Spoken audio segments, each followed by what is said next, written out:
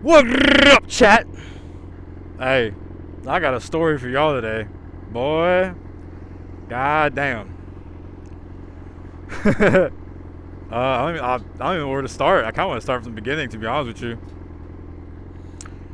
The reason this video is titled more than likely Surviving Sarah or Surviving something is because we're gonna call this girl Sarah. Me and her earlier this year had met on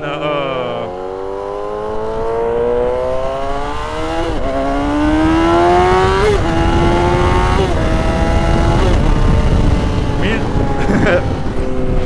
and this girl, we had met earlier this year on a dating app, and basically, you know what I'm saying, things moved pretty quick. You know, we matched, chopped it up, got them digits.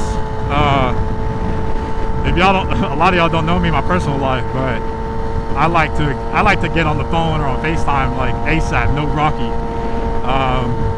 That's where I got game. So yeah, you know, got on FaceTime with her, chopped it up, good conversation. And the reason I know that was a Monday was because the next day, you know, I had invited her that night. I was like, hey, I'm going to a bike meet tomorrow if you want a backpack. So she had said yeah. So, you know, next day, she was, if you guys are familiar with the Georgia Metro Atlanta area in Georgia, she was in Woodstock area at that time. So, you know, not too far from where I live. And I went to go pick her up, went to the meet, you know, saw some of the homies at the meet and everything, and then ended up taking her to Atlanta, had a vibe there, you know what I'm saying, gave her a kiss and shit, you know what I'm saying, and then, yeah, at this point, it was like midnight, and I was ready to take her home. I was tired, but she didn't want to go home, so your boy, you know what I'm saying, took her back to the crib and finished the deal. That was that. So we kept talking after that, and that, like, red flag number one, you know what I'm saying, giving it up on the first date, but at the same time, like, it's very few girls I ain't smashed on the first date. So yeah, we kept chopping it up for a couple weeks, like a week or two, and whatever, she was she rode horses, and she actually, like, where she worked is where she actually would live at. It was like a living situation at a barn. And so, yeah, make sure it's copying behind me. So yeah, she ended up, that place that she was at, like, some shit happened and they weren't paying her, and so she ended up finding another gig out in Athens, which, if you know the area, like Woodstock and Athens are like complete opposites of the state. So her being like 30 minutes from me turned into her being like 2 hours away from me. And yeah, so we kept talking. While she was in Athens, I would go pick her up on my days off, and she would kind of just kick it with me in my crib. And then shit got weird at that point. Not with us, but with the situation in Athens. Make sure they don't fucking kill me. That's what I thought.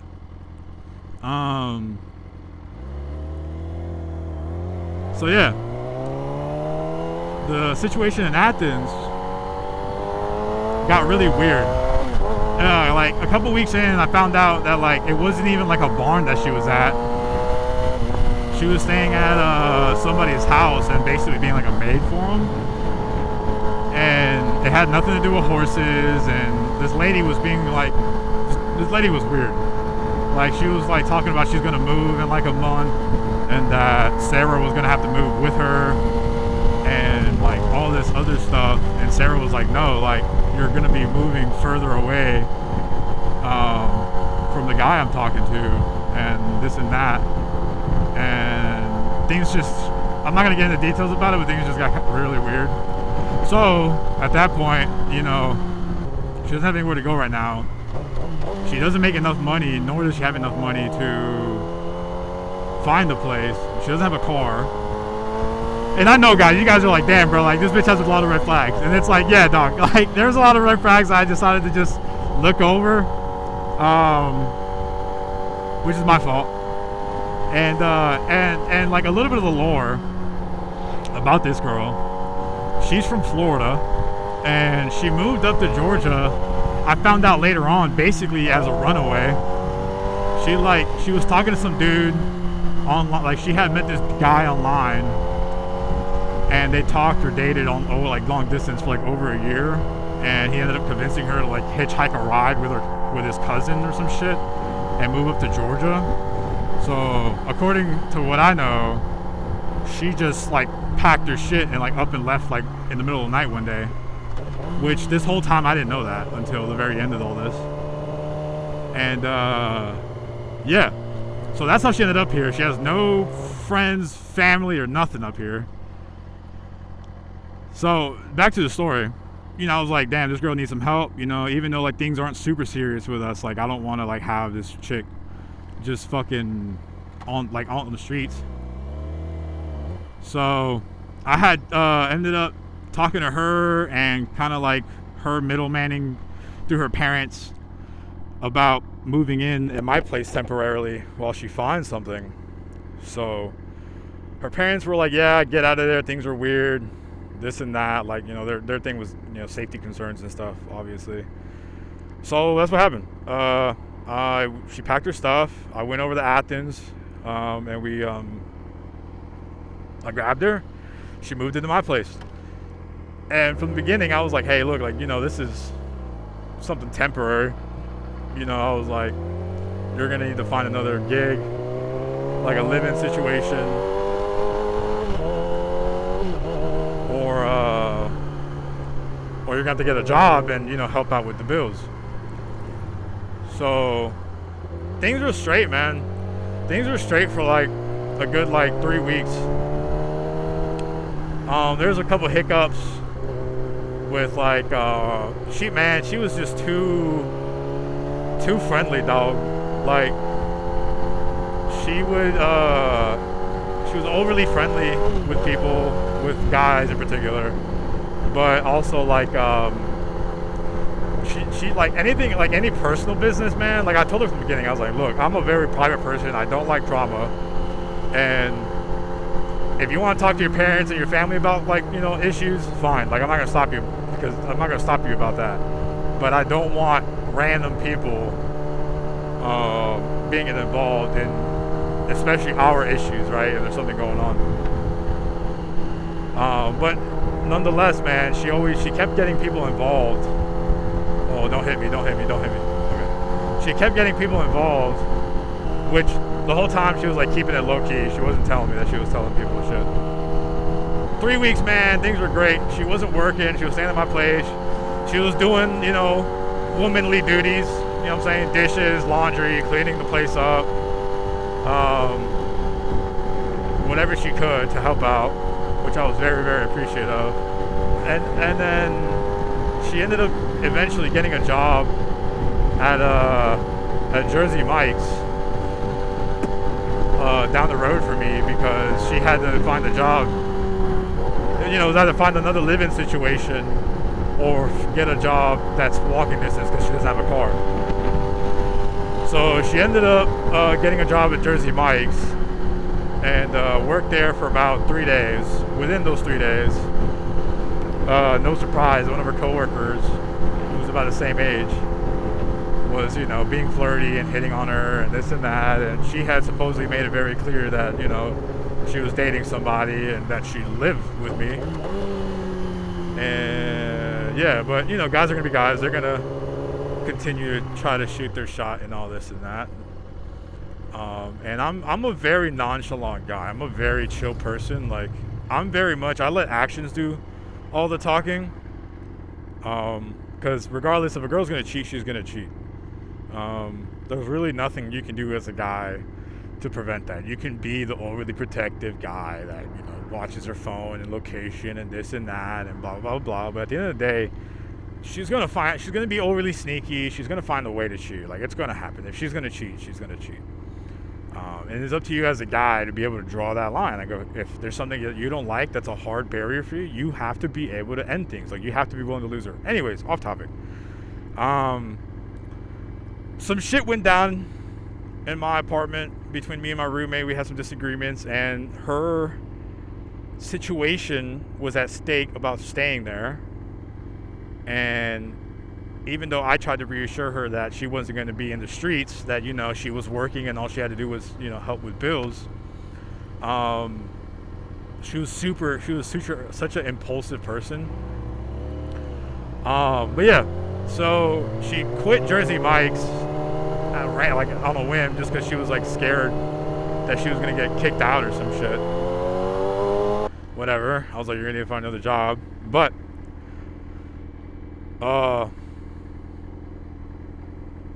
she had, like I said, she had no friends or anything here, and her coworkers were like the closest things that she had to new friends. And one day on a Tuesday, I was at work. I had left that morning. She was sleeping, and she texted me while I was at work saying that she was gonna go hang out. Bubbles, boobles.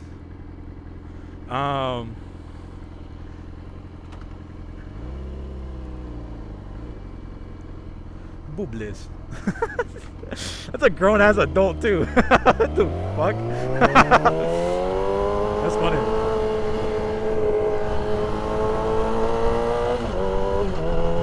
Yeah, so she had texted me, you know, I was at work. She texted me saying like, hey, I'm gonna go hang out with some of my, you know, now old co-workers, and blah blah blah. So, you know, I was like, cool. She had told me that it was gonna be the guy that was being flirty with her, which, you know, I wasn't a fan of. But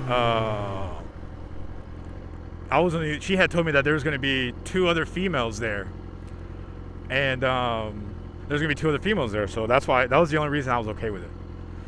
She tells me she's gonna go hang out with them. I'm like, all right, cool, whatever.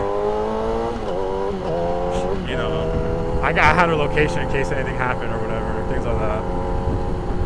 And about an hour later, 2 hours later, I get a call from her, and it was typical for her to call me throughout the day because she'd be bored or whatever, so she would like check on me, see how things are doing. And yeah, so she calls me, and I'm, you know, thinking it's a normal call. She's checking in on me, and it was not that. She calls me crying, freaking the fuck out, basically saying, I'm not sure if I can say it, basically saying she got raped or SA'd by her coworker. And my immediate reaction was, this isn't funny. If this is a joke, this isn't funny. And a couple times I was like, hey, if this is a joke, tell me now, because this is not something that you joke around with. And she insisted, you know, she was crying. And so I immediately left work and went to go grab her. And during that time, she had called her mother and her father, and I think one other person, and tell them what happened. And they had told her to go to the ER immediately. I originally wanted to call the cops right away, but when I got home to pick her up, because she walked back to the house, when I got back to the house, you know, she was on the phone with her mom, and her mom was like, take her to the ER, take her to the ER. So I was like, all right, I'm going to take her to the ER. So we went to the ER, and they, you know, they ran their SA protocol. Basically, they called the cops and put her in a room and make sure that there's nothing life-threatening. And, you know, we're there for hours. Cops come, like, I don't know, 3 or 4 different officers came, took statements from her. Then the detectives finally showed up. They took statements from her about what happened. And, you know, while she's dealing with that, I'm dealing with my own shit now. Like, I'm fuming, I'm raging, I'm feeling all types of emotions. And, you know, the detectives are like, hey man, you know, don't do anything stupid, don't throw your life away. which I'm not. I'm not gonna make any decisions like that. I don't think I would. In the moment, I was pretty close. But anyways, they had me take her to a forensic place so that they could run a kit and professionally examine her, get DNA off of her and a bunch of other stuff. I really don't know what happened too much, but so I took her there. They did that. I was there waiting for her for a couple hours, and in that time, I talked to her mom on the phone, and her mom, like, long-winded conversation. The point of that call for me was to really be like, hey, look, your daughter has nothing here besides me. She needs to go back home. She needs her family. She needs a support system. Yeah. And to my fucking surprise, I was absolutely baffled by this. Her mom said, hey, I love my daughter and I care for her, but she is not welcome home, which was, between all the red flags beforehand that I ignored, this one was a massive one. When I heard it in person, I was like when I heard it myself, because Sarah had told me multiple times that she can't go back home, and I was like, maybe you just don't want to go back home. But when I heard it from her mom, I was like, whoa, especially after what just happened, I was like, yo, this is crazy. Like, what kind of parent is like this? So that definitely made me start questioning a lot of things. And so yeah, this was all Tuesday. Wednesday, I took the week off of work. Wednesday, kind of just stayed at home all day. I was trying to be there for her, you know what I'm saying? She went through something traumatic, and all this and that. And, yeah, it's crazy, man. You guys can kind of probably guess what happened, but my body knew before my mind did. From Tuesday on, I was repulsed by her. I couldn't explain it. I didn't eat for like 3 days. I didn't want to touch her. I didn't want to kiss her. I didn't want to drink from the same bottle or cup as her. Tuesday night, when we went to bed, her blanket, like her personal blanket that she brought over, was on my bed, and we were sleeping with it, and I grabbed it to pull it up, and I got a whiff of her, like, BO, basically. Not like bad, but just her natural scent. And I damn near puked right then and there. I was absolutely disgusted by her.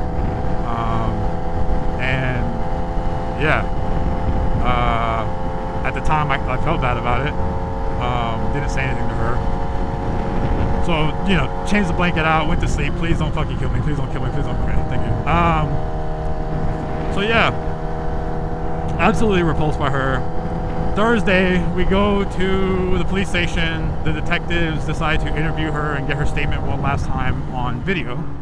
And while we were there, since I took her, they got my statement of what happened that day, just to kind of get a timeline of what was happening. And then, yeah, by that point we got wind. Her mom had told us that she was coming into town. She specifically said, I'm here to spend some time with my daughter. I'm not here to bail her out or take her home. Okay, whatever. Friday comes, her mom's on the way, and we were kind of just waiting, and Sarah took a nap, and something told me to check her phone. So I did. I'm not the type to check phones, but I had to trust my gut. So I checked her phone. And by the way, Thursday at the police station, they took her phone for the whole day and pulled all the data off of it. So they had all the information. I went to her phone, and I went, let's call this kid Josh. I went between the messages between her and Josh, and it was absolutely horrendous.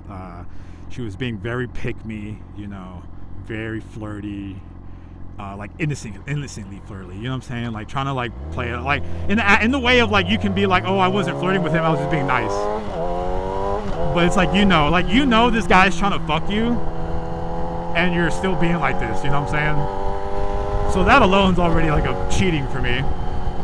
And so then, yeah, there was a couple other messages that I didn't like, that I'm not gonna say. But the one that got me was she was like sharing issues that she had with this guy that she's only known for a couple days, and he's trying to fuck her, so obviously he's on her side and trying to make me seem like the bad guy. But the one that did it for me was the one where basically he was like, what does he do for you? And she said, you know, he put a roof over my head and he's helping me out and blah blah blah blah blah. And he said, oh, so you're only with him because of your situation? And she said yes, that was it. That basically she was only with me because she had nowhere else to go, which is like disgusting, because me and her were dating, you know what I'm saying? Like, we're supposed to be a couple. And I was trying to do, there's so much other shit in between everything that I was trying to do for us, that basically that statement just threw it all out the window. And yeah, so I went out for a ride while she was taking a nap to clear my head, and I texted her mom and I was like, hey, let me know when you're 10-15 minutes away. So she did. I got back home and I caught them out of left field. Her mom got there, was super excited to see me. Her family seemed to have really liked me, and I looked at Sarah and was like, hey, I went through your phone, I saw the messages between you and Josh. I'm absolutely disgusted by it. You can no longer stay with me. We're done. You can grab your shit. And I was still nice at the end of it. I was like, you can grab your shit right now, or you can come, because I knew her mom was staying till Sunday. I was like, or you can come back before Sunday and grab your shit. And she tried to like talk about it. She's like, can we talk about this in private right now? I was like, no, fuck no. So her mom ended up taking her right then and there. I was like, hey, we'll come back. I was like, all right. So yeah, that was the end of our relationship there. And her, I packed her shit up that night. It was ready to go, and I was debating on, because I had a location, so I knew what hotel they were at. I was really debating on grabbing her shit, loading up in my truck, and dropping it off at the hotel, because I was fucking over it. But I didn't. The next day,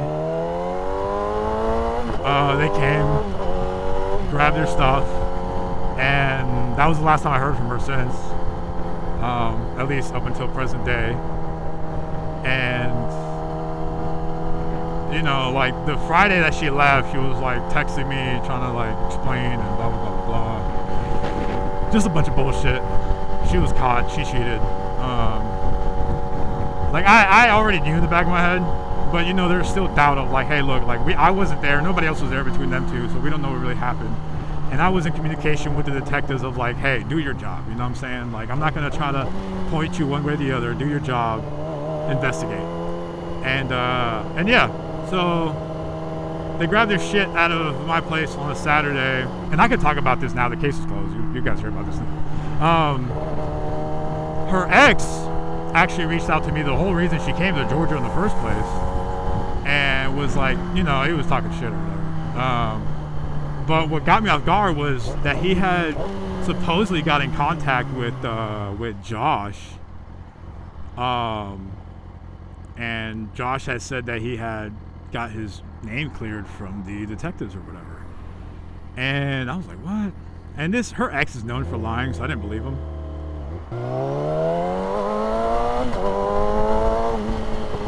So I ended up reaching back out. I ended up reaching out to the detectives just to honestly be like, hey, look, I don't know how her ex is like aware of any of this, because to my knowledge, she had blocked him and everything and stopped talking to him, which that obviously was more than likely a lie. So I reached out to the detectives to be like, hey, look, like this dude's saying this. I just want, like, I want you to be aware that this guy, he knows some shit. Supposedly he has proof or whatever. And that's when the detective told me that the case was closed. He closed the case, and they pulled the data off their phones, and they interviewed Josh, and his story was a lot more consistent, believable, like timeline wise and everything. And off what they pulled off the phones, like he straight up told me, like, he was like bro to bro, because the detective was actually pretty young. He was like bro to bro, like she cheated on you and felt bad or something, like, you know what I'm saying? And I was like, damn, like it's crazy to like see, like hear it like confirmed, you know what I mean? And yeah, this bitch, she literally fucking cheated on me, felt bad or something, and cried about it, which is absolutely like horrendous, and she deserves consequences. I really do think that she should go. She should get arrested and reap the consequences of those actions, because she could have ruined Josh's life, genuinely. At the end of the day, you know, fuck that nigga, because he fucked my bitch. But at the end, like his life could have been ruined, and even the detective was like, "Hey man, you know, just be satisfied that you weren't on the receiving end of that, because she could have got creative and try to, you know, get me caught up somehow." And I was like, "Yeah, this is very true." Yeah, that's fucking surviving Sarah, guys.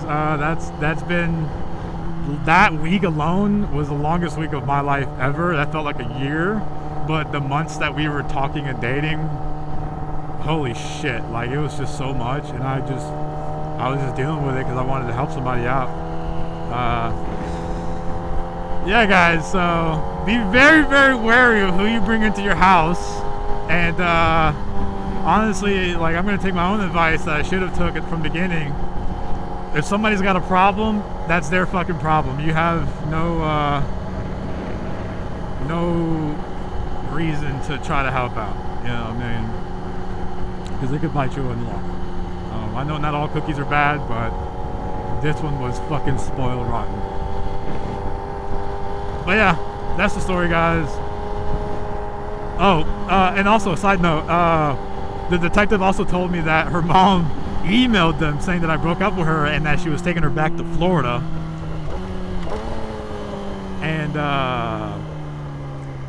And that's another reason why he wasn't really pursuing going after her, was because like now she's out of jurisdiction. And yeah. But nonetheless, I love you guys. If you stay till the end, drop a comment below if you like this type of content and want me to tell some more stories, because I got a lot more of them. I love you guys. Peace and blessings.